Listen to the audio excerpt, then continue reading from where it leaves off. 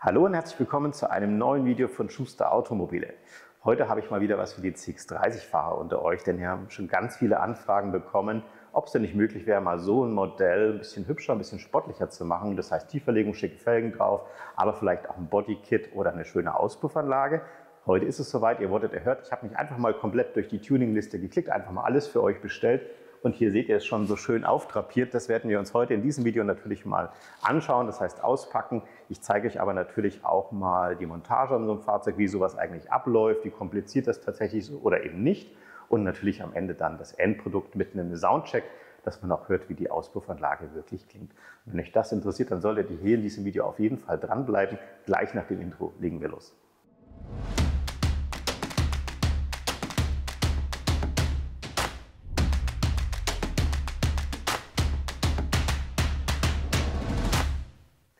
So, ich will gar nicht mehr viel reden. Wir fangen direkt mal mit dem Anschauen und Auspacken an und ich fange mal mit dem Offensichtlichsten an. Hier seht ihr jetzt mal eine Alufelge, die wir hier für unser Auto ausgesucht haben. Das ist natürlich immer so ein bisschen auch individuell von eurem Geschmack abhängig, was ihr euch da entscheidet. Die einen mögen eher grobe Speichen, die einen eher ein bisschen was Feineres. Ich habe mich jetzt hier bei unserem Fahrzeug für diese schwarz glänzenden Felgen entschieden. Wir haben ganz ordentliche Oschis hier. Das heißt, wir haben jetzt eine 8,5 Zoll Breite, original haben wir 7,5, also 1 Zoll breiter. Das geht dann in beide Richtungen und von der Einpresstiefe haben wir jetzt hier eine Einpresstiefe 40 mm. Das heißt, wir kommen hier nochmal 5 mm etwas weiter raus. Das ist dann tatsächlich auch von der Breite her so, dass man hier nicht mehr mit Spurplatten arbeiten kann. Wir sollten hinterher auch wirklich einen schönen Abschluss an der Seite haben zum Radkasten. Bin ich auch schon gespannt, wie es dann am Auto aussieht. Könnt ihr gerne mal schreiben, ob die Felge euch auch gefallen würde. Beim Reifen haben wir jetzt hier was Preissensibles genommen, also jetzt kein hochpreisiges Produkt, könnt ihr natürlich auch selber entscheiden. Reifengröße haben wir jetzt hier 235, 45, 19. Das heißt, wir sind sowohl von der Breite eine Dimension breiter gegangen als das Original und natürlich auch von der Zollgröße haben wir statt 18 Zoll Original hier jetzt schon mal 19 Zoll. Ich glaube, das wird dann noch im Auto mit der Tieferlegung und dem Bodykit richtig schick ausschauen. Das war's zur Felge. Wir haben natürlich 4 Stück, die anderen sind noch oben, da war ich jetzt zu faul, die runterzubringen. Und dann fangen wir hier gleich mal mit diesem kleinen blauen Karton an. Firma H&R steht ja bei den meisten Fällen für Spurverbreiterung und für Tieferlegung. Spurverbreiterung, sagte ich gerade schon, macht jetzt hier mit der neuen Bereifung, sage ich jetzt einfach mit den neuen Felgen, keinen Sinn, weil sie zu breit sind. Da haben wir nicht mehr genügend Spielraum. Deswegen haben wir jetzt hier eine Tieferlegung. Tieferlegung ist insgesamt 30 mm. Das ist also kein Fahrwerk, sondern nur eine reine Tieferlegung.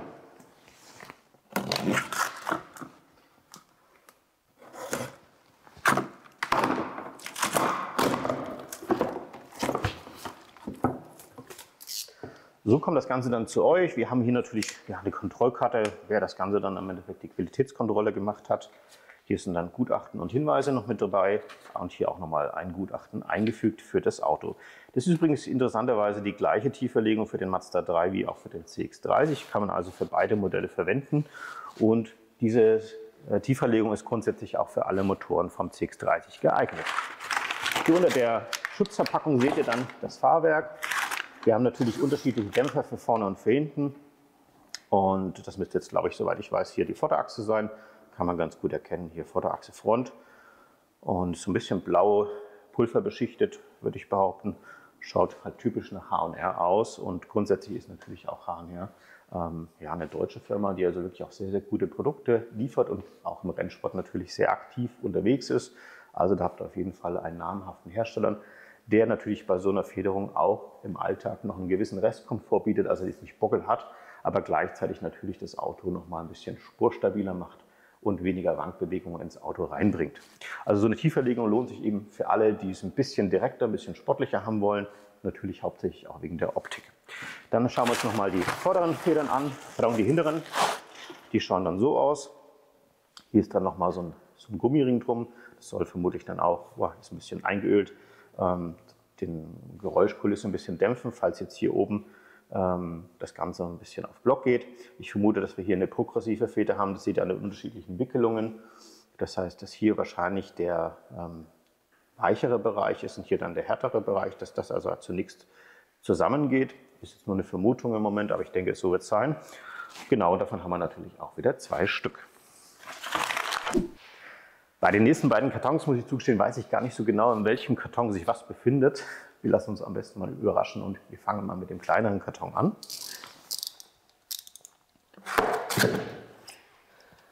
Ist auf jeden Fall mit ordentlich Klebeband verpackt. So.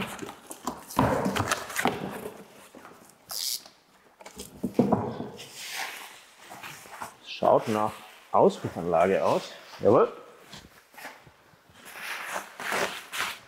Auf jeden Fall sehr gut verpackt. Hier haben wir die Endrohre. Schauen wir uns gleich mal an. Was haben wir hier? So, Verpackungsmaterial. So.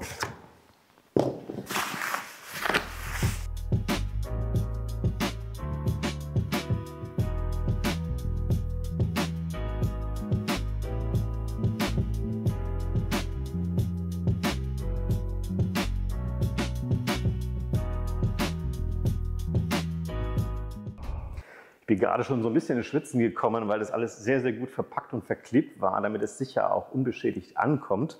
Jetzt habe ich es euch hier mal so hintrapiert, damit wir uns jetzt gemeinsam anschauen können. Wir fangen mal beim Endschalldämpfer an. Der liegt jetzt zwar noch falsch rum da, also eigentlich würde das natürlich in meine Richtung zeigen und nach unten. Hier kann man aber ganz gut schon mal die Plakette erkennen, denn dieser Auspuff selber ist eintragungsfrei. Wir haben hier ein EG-Prüfzeichen drauf oder auch die Typnummer. Die beginnt übrigens mit FMM und für alle, die unsere Videos regelmäßig schauen, hatten wir letztens schon mal ein Video zum CX60 Sporteinschalldämpfer. FMM steht für Friedrich Motorsport, das ist also hier ein Auspuffanbieter, der ganz in der Nähe auch sein Werk hat. Sind bekannt für sehr gute Edelstahl-Endschalldämpfer. ATH Hinsberger, wo wir auch die anderen Produkte gekauft haben, lässt es dort in Lizenz bauen und veredelt das Ganze dann mit seinen eigenen Endrohren. Die schauen wir uns dann aber gleich mal in Ruhe an. Ich hatte es ja gerade schon gesagt, das Ganze ist aus Volledelstahl, also nicht nur irgendwie teilweise und wirklich auch sehr, sehr schön verarbeitet. Auch die Schweißnähte sind sehr ordentlich gemacht, wobei man natürlich davon nicht wirklich irgendwas sehen kann am Ende. Wir schauen mal ein bisschen weiter. Wir haben hier dann so 90 Grad Winkelrohre. Die brauchen wir dann natürlich, um die Endrohre richtig auszurichten. Das macht es ein bisschen einfacher als bei Auspuffanlagen, wo das Ganze schon fest verbaut ist, denn das passt nie so 100%. Außerdem kann man dann auch schön die Länge justieren. Und so ist man hier auch ein bisschen flexibler, was die Kundenwünsche angeht. Der eine mag es ein bisschen eher rausstehen, der andere mag es so tief wie möglich drinnen. Und das schauen wir uns natürlich dann auch mal am Ende mit dem Heckdiffusor an, wie es dann am besten ausschauen wird. Dabei haben wir natürlich das Besondere, das was man wirklich dann auch im Auto am meisten sehen kann, hier die Endrohre. Wir haben hier doppelwandige Endrohre, 100 mm Durchmesser, das ist also schon ein ordentliches Stück. Die passen dann sicherlich auch sehr schön zu dem Heckdiffusor, den ich euch dann gleich noch zeigen werde. Hier noch mit einer Prägung drauf, sozusagen gelabelt auf ATH Hinsberger und selbstverständlich auch voll aus Edelstahl gefertigt.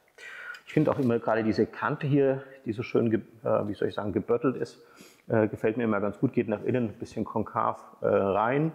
Und ich zeige euch mal von der Seite, also wir haben nicht eine gerade Abschlusskante, sondern so ein Winkel, dass man dann auch das Ganze so ein bisschen, wie soll ich sagen, ähnlich wie bei der Heckschütze von der Form her hat, dass es schön bündig abschließt. Zweites Endrohr ist natürlich komplett gleich.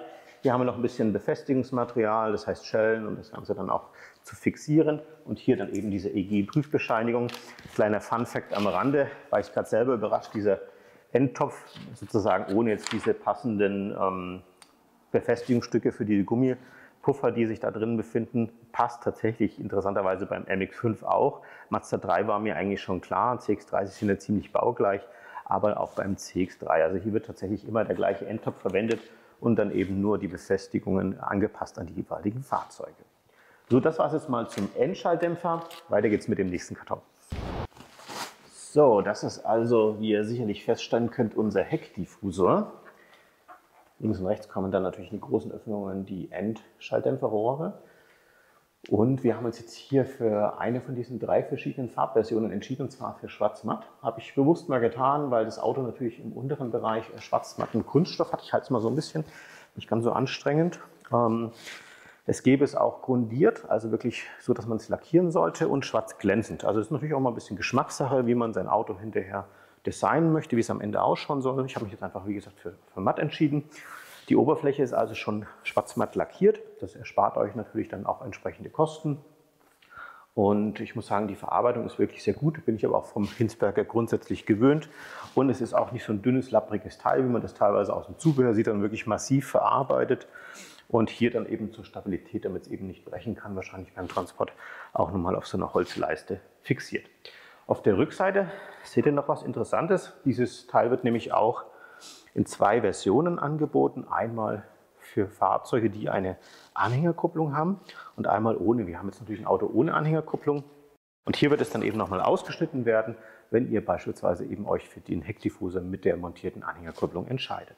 Wie ihr sehen könnt, wird das Ganze auch nochmal mit Schrauben befestigt, aber ganz wichtig, das wird natürlich nie an der Karosserie gemacht, sondern immer an vorhandenen Befestigungspunkten, also wird niemals Blech angebohrt und die restlichen Punkte werden dann eben normalerweise mit einem 2-Komponenten-Kleber am Fahrzeug befestigt. Man nimmt dann meistens eben Scheibenkleber, Karosseriekleber oder sowas in der Art.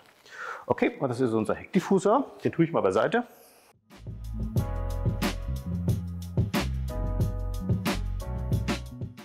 Finde ich immer am besten so ein bisschen wie Überraschungsei oder einfach so Geschenke auspacken. Man weiß immer nicht genau, was man als nächstes in der Hand hat.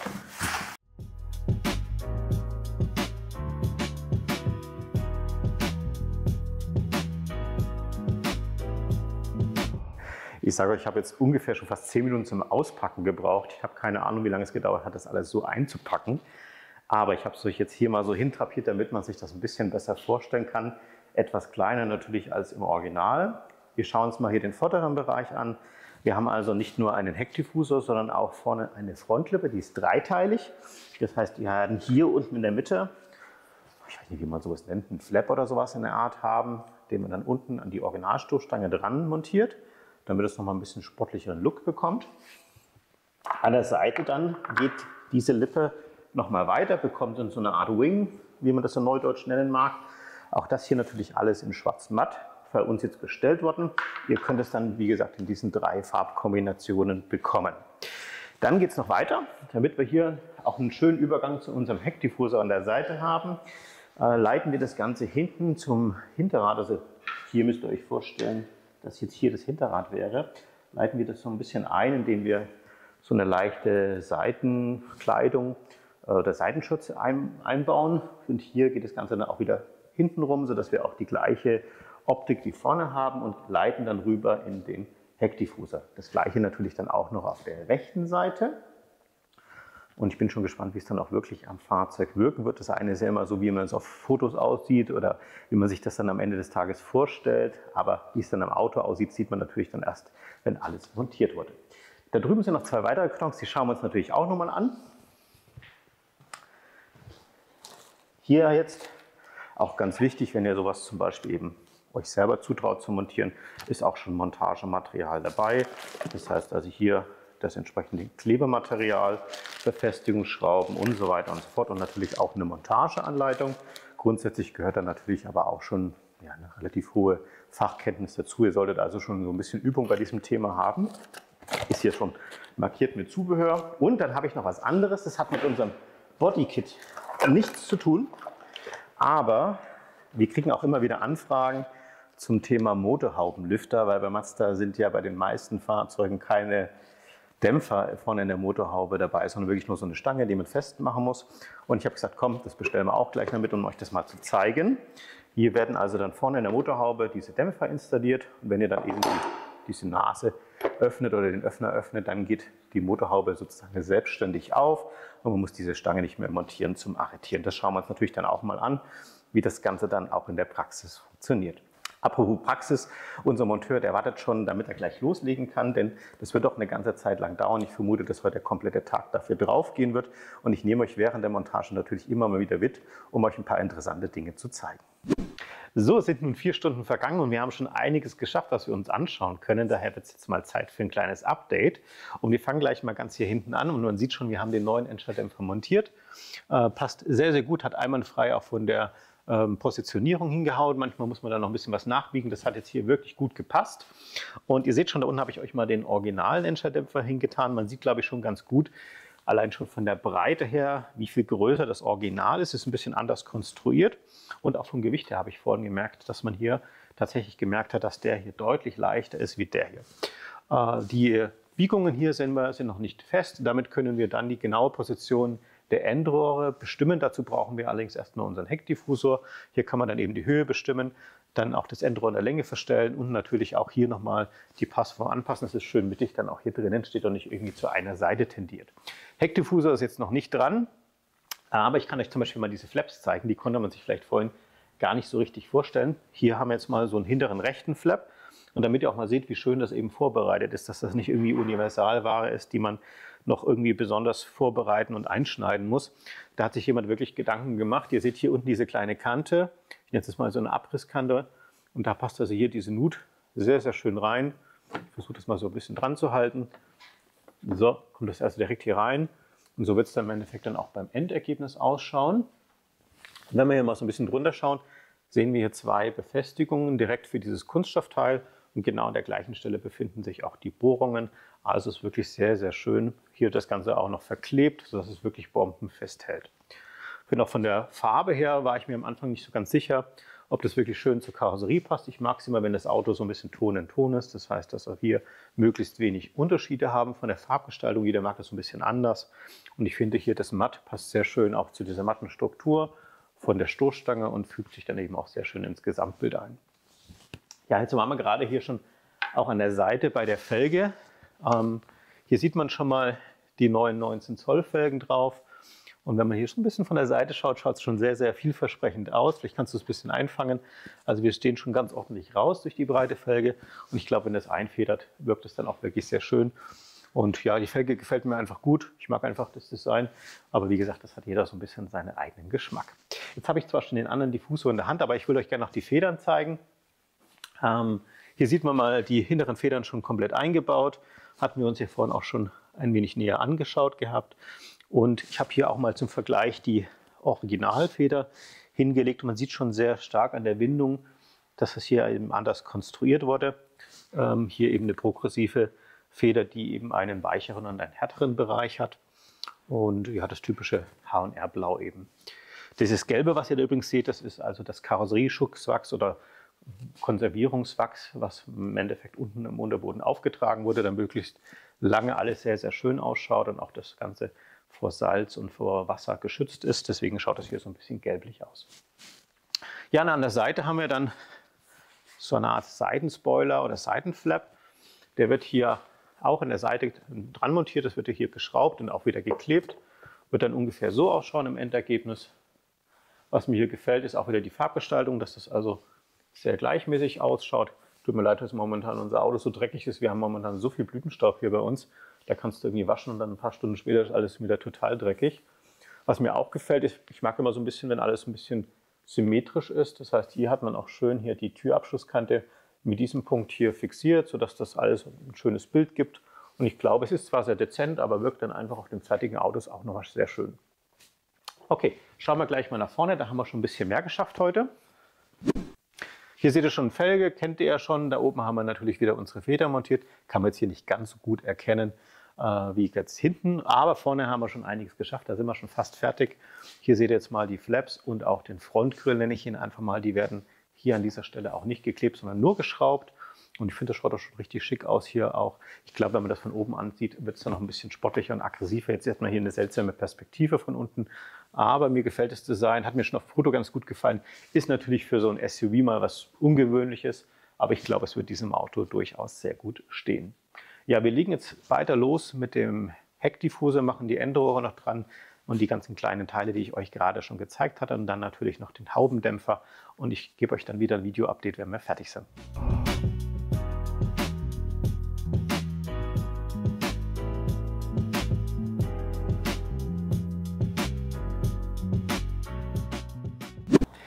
So, die Arbeiten sind nun abgeschlossen und wie ihr sehen könnt, ich habe was anderes an. Heute ist nämlich ein ganz anderer Tag. Die letzten Tage hat es sehr, sehr viel geregnet und wir konnten keine Videos aufnehmen. Und außerdem wollte ich sowieso mal den neuen Auspuff mit dem Fahrwerk in dem Fahrzeug testen, damit ich euch auch hier in diesem Video mal einen Fahreindruck schildern kann. Bevor wir dazu kommen, allerdings erstmal so ein erster Eindruck vom Fahrzeug, wie es nun wirkt mit den ganzen Spoilerpaketen und den Alufelgen. Und ich hätte gesagt, das schauen wir uns jetzt gleich mal an. Ich finde, die Heckansicht schaut wirklich sehr, sehr schick aus. Der Heckdiffusor passt wirklich klasse zum Fahrzeug. Ich glaube auch die Kombination, die ich ausgesucht habe mit dem Matt, ist einfach so mein Geschmack. Sicherlich würde das auch zum Beispiel bei einem schwarzen Auto in Glänzen sehr, sehr schick ausschauen oder vielleicht auch bei einem roten. Aber die Geschmäcker sind dann natürlich auch verschieden. Wir haben jetzt die Auspuffanlage bewusst ein bisschen tiefer integriert. Man kann da ja als Monteur immer so ein bisschen spielen. Ich bin immer so ein Fan davon, wenn das schön abschließt. Und man sieht dann auch beim Diffusor, vielleicht kannst du das seitlich mal einfangen. Ich versuche euch das mal zu zeigen. Es ist eben sehr schön, dass wir hier auch diese leichte Schräge drin haben, was dann auch zu dem Diffusor wieder sehr gut passt. Man könnte theoretisch den Auspuff oder das Endrohr auch ein bisschen drehen, damit sich sozusagen diese leichte Schrägung hier sogar noch abbildet. Das ist ein bisschen Geschmackssache. Wir haben das jetzt wirklich ganz genau gerade gemacht, dass man das Logo vom Hersteller auch besser erkennen kann. Der Diffusor selber war ein bisschen tricky zu montieren, also es hat nicht 100% gepasst, wir mussten ein bisschen nacharbeiten, ist aber relativ häufig bei diesen GFK-Bauteilen der Fall. Alles andere war wirklich ganz einfaches Plug-and-Play, mit ein bisschen Fachkenntnisse kann man das also auch teilweise selber montieren. Hier sieht man dann diesen Wing an der Seite, den wir noch zusätzlich montiert haben. Ich denke, hier hat man sich eben versucht, diese Optik, die man durch diesen Seitendiffusor oder diesen Seitenschutzleiste hatte, noch mal ein bisschen weiterzuführen. Ich glaube, das ist jetzt so ein bisschen Geschmackssache. Ich persönlich finde es ein bisschen zu verspielt. Ich glaube, ich würde beim nächsten Auto einfach dieses Teil weglassen. Das finde ich noch ganz schick und das ist mir irgendwie so ein bisschen zu viel, aber ich glaube, jeder von euch hat auch einen ganz eigenen Geschmack. Ja, und das bringt uns schon zu den Felgen. Hier seht ihr es jetzt mal richtig montiert am Fahrzeug. Die Federn haben sich sicherlich jetzt auch schon so ein bisschen in die Originalhöhe gesetzt und ich finde, das schaut auch schon richtig schick aus. Die schwarzen Felgen zu dem Auto in Kombination mit dem Spoiler-Kit. So eine 19 Zoll Felge wirkt natürlich auch gleich nochmal ganz anders als die Originalfelgen. Ja, hier an der Seite hatte ich ja gerade schon gesagt, unseren Seitenschweller finde ich ein nettes Gimmick, schaut einfach witzig aus. Wie gesagt, das ist natürlich eine Spielerei, muss man jetzt nicht unbedingt haben. Felge haben wir schon gesehen. Und hier vorne natürlich dann jetzt die neue Ansicht mit der Frontlippe vorne dran, die ja zweiteilig war, also dreiteilig muss man ganz genau sagen, die äußere und die innere Ansicht. Und das finde ich schaut auch schon richtig cool aus. Gerade wenn das Auto dann irgendwo geparkt steht, sieht man halt sofort, dass das Fahrzeug halt gleich mal irgendwas Besonderes ist. Und tatsächlich, wir haben das Auto jetzt schon ein paar Tage auf dem Hof stehen und ich glaube gar nicht, wie viele Kunden uns schon angesprochen haben, was denn da draußen für ein CX-30 steht und ob das irgendwie eine Sportversion ist mit besonders viel PS. Aber nein, es ist natürlich einfach nur ein schickes Optikpaket. Also ich finde wirklich eine sehr, sehr gelungene und ein sehr gelungener Umbau bei dem Fahrzeug, würde mir persönlich auch schon sehr gut gefallen. Und ich zeige euch auch noch mal schnell den Motorhaubenlüfter, den haben wir bisher so ein bisschen unten wegfallen lassen, wie das funktioniert. Einen Moment. Soweit ist noch alles normal. Ihr müsst natürlich trotzdem noch mit dem Finger das öffnen. Einfach hier unten rein, den Hebel finden, zur Seite drücken. Und jetzt müsstet ihr normalerweise hier diese Stange erstmal hier oben befestigen. Die Stange bleibt natürlich jetzt mal sicherheitshalber immer noch dabei. Und ihr seht schon, wie schön sich das Ganze jetzt hier geöffnet hat. Hat sofort die Hände frei. Die Dämpfer sind wirklich schön montiert an den Originalbefestigungen. Hier hat man dann so eine Art Adapter gebaut, weil hier natürlich nichts vorhanden war dafür. Aber auch wirklich schön verarbeitet, einfach zum Einbauen. Das traue ich auch wirklich jedem von euch zu, dass er das selber machen könnte. Oder natürlich auch gerne eure Werkstatt selber. Ja, ansonsten vom Zumachen natürlich auch ganz einfach. Man spürt am Anfang natürlich schon einen gewissen Druck. Aber dann hier wird das Ganze ein bisschen leichter und dann kann man das auch schön zuziehen. Und fertig. Und dann ist die Motorhaube auch schon wieder geschlossen. Und vielleicht habt ihr es schon im Video gerade sehr erkannt. Ich habe zwei Autos mal nebeneinander gestellt. Ich glaube, das könnte euch vielleicht auch interessieren. Wir haben diese Woche so ein bisschen, ich sag mal, Retro-Woche, glaube ich. Die Autos werden nämlich diese Woche auch noch ausgeliefert. Ich habe hier mal einen Mazda 3 mit einer 19 Zoll Felge drauf und da drüben habe ich sogar mal einen CX-30 mit einer 20 Zoll Felge drauf. Ich habe mir auch ein bisschen was dazu aufgeschrieben, das kann ich mir nicht merken, weil wir haben ganz häufig Kunden, die fragen, ja Mensch, geht denn diese Breite, geht denn diese Größe? Und heute kann ich das sozusagen in diesem Video gleich mal beantworten. Wir fangen mal bei dem Mazda 3 an. Was haben wir denn da montiert? Also der Kunde hat sich für eine Bobett-Felge entschieden. Erinnert mich so ein bisschen an die Zeit, ja, Honda Civic, früher Scirocco und so weiter. Also sicherlich Geschmackssache, aber den Kunden liebt es. Schönes Tiefbett auch dabei. Wir haben jetzt hier eine 225 35 19 und die Felge selber hat eine 8,5 x 19, also sehr, sehr breite Felge mit ET40. Ging einwandfrei rein und hat auch der TÜV wirklich tipptopp abgenommen. Und das schaut natürlich von der Seite, schau dir das mal an, Marcel, vielleicht kannst du das hier so ein bisschen aufnehmen. Das ist schon ein Hammer, also der geht dann richtig schön rein, wenn er einfedert. Ist knapp, sage ich gleich, aber hat funktioniert. Und hinten dann das Gleiche, schließt auch wirklich schön sauber ab. Also das mag das einfach, wenn das richtig bündig ist.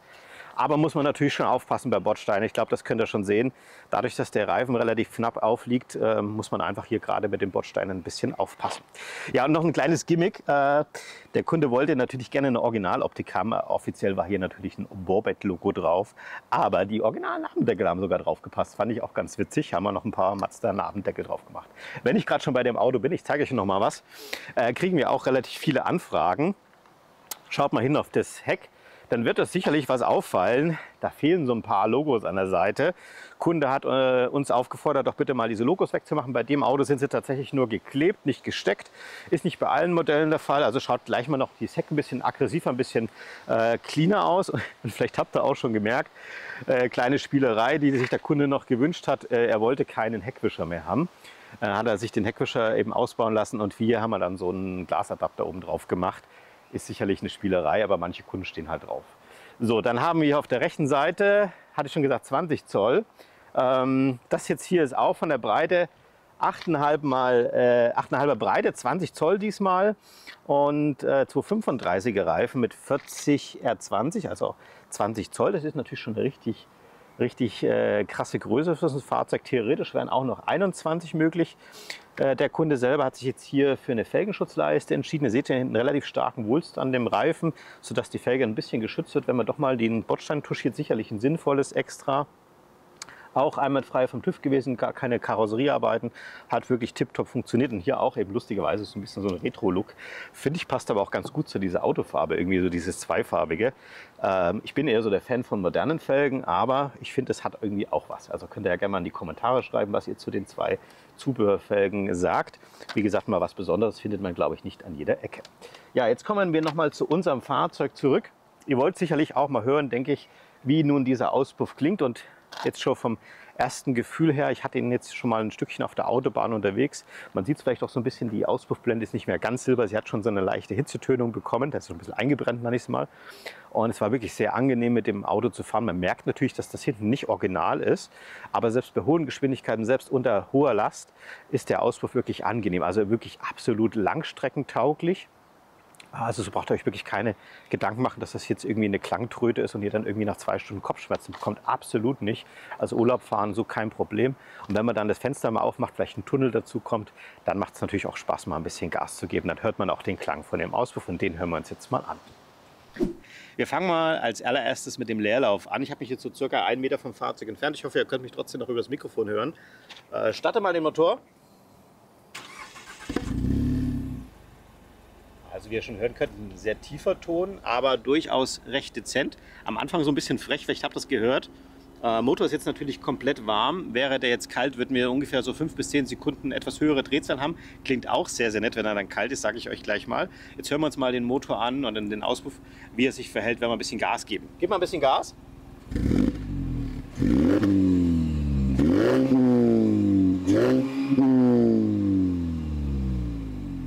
So, gib mal noch ein bisschen mehr Gas. Okay, danke. So, also was sagt ihr? Könnt ihr gerne mal in die Kommentare schreiben. Also ich finde den Klang richtig, richtig cool. Ein schöner, bassiger, tiefer Ton mit einer richtig rotzfrechen Note, finde ich, wenn man Gas gibt. Beim Fahren ist es natürlich ein bisschen konstanter, eher ein bisschen tiefer, gerade wenn man ein bisschen Last drauf gibt. Ich gehe mal ein bisschen hoch und man glaubt gar nicht, wenn man diesen Ton jetzt gerade hört, dass man das im Innenraum gar nicht so mitbekommt. Ist aber wirklich so, könnt ihr mir vertrauen. Jetzt ist es vielleicht für euch auch mal interessant zu hören, wie sich das jetzt nun im Vergleich zu einem Originalauspuff verhält. Das heißt, vielleicht ist der ja auch schon im Original sehr schön vom Klang her. Das gucken wir uns natürlich mal an. Wir haben ja jetzt hier den 2,5 Liter Motor für euch. Da habe ich natürlich nochmal den gleichen Motor, 2,5 Liter. Bitte nicht wundern, bei den Auspuffblenden hier haben wir jetzt keine Spottabgasanlage. Der Kunde hat sich jetzt hier für Endrohre entschieden. Schaut aber auch schon mal sehr, sehr schick aus. Und dann hören wir uns jetzt das mal im Vergleich dazu an. Gleiches Spiel wie gerade schon. Wir fangen mit dem Leerlauf an. Starte mal den Motor. Ich hoffe, man kann es hören. Es ist schon natürlich wesentlich zahmer, ein bisschen höher vom Ton. Und dieses kleine, freche Brabbeln ganz am Anfang ist nicht vorhanden. Jetzt geben wir auch hier mal ein bisschen Gas. Gib mal Gas.